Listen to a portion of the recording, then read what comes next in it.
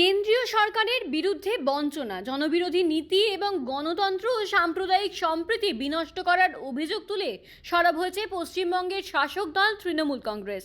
এই সকল অন্যায়ের প্রতিবাদে আগামী 12 জুন মালদা জেলা তৃণমূল কংগ্রেস কমিটির ডাকে এক বিশাল মহামিছিলের আয়োজন করা হয়েছে। তারই প্রস্তুতি এবং অঙ্গ হিসেবে রবিবার বামনগোলা ব্লক তৃণমূল কংগ্রেসের উদ্যোগে পালিত হলো মালদা চলো কর্মসূচি, যা এলাকার রাজনৈতিক পারদকে এক ধাক্কায় অনেকটাই ছড়িয়ে দিয়েছে।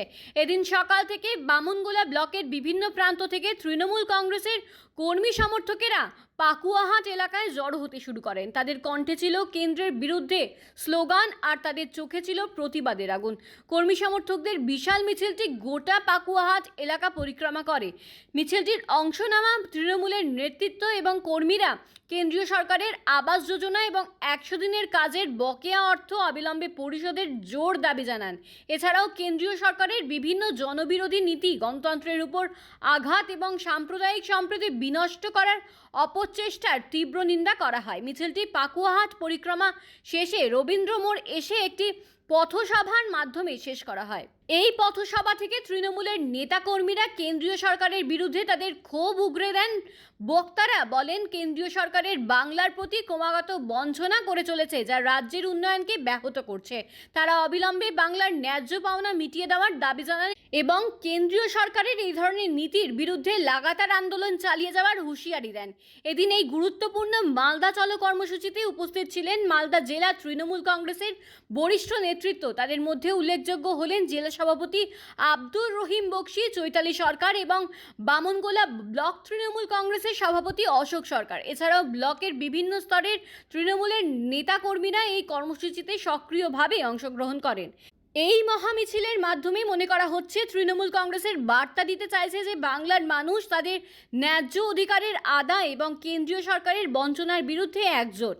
আগামী 12 জুনের মালদা জেলা তৃণমূল কংগ্রেসের মহামিছিল কতটা সফল হয় এবং তাদের প্রভাব রাজ্যের রাজনীতিতে কতটা পড়ে, সেটাই এখন দেখার বিষয়।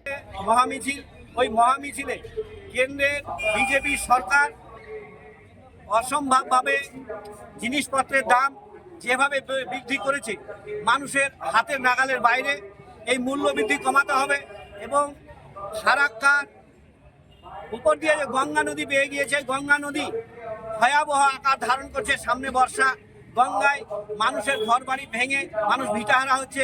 কেন্দ্র উদাসীনতা দেখাচ্ছে। কেন্দ্রের শুধু বিমাতৃসুলভ আচরণের জন্য আমাদের পশ্চিমবঙ্গ সরকারের সঙ্গে পারছে না। তার জন্যই কেন্দ্র সরকার আজকে অর্থ বরাদ্দ বন্ধ করে দিয়ে গঙ্গার দুপাশের লোককে ভিটাহারা করছে। তার বিরুদ্ধে আমাদের আন্দোলন, যাতে কেন্দ্র সরকার আমাদের কাছ থেকে ন্যায্য ট্যাক্স নিচ্ছে পশ্চিমবঙ্গবাসীর কাছ থেকে, আর তার পাওনা হিসাবে আমাদের কেন দেওয়া হচ্ছে না। এরকম ঠিক 100 দিনের কাজ, আবাস যোজনা, খেটে খাওয়া মেহনতি মানুষের বাড়িতে মাথার উপরে ছাদ, তার টাকা কেন্দ্র সরকার আটকে রেখেছে।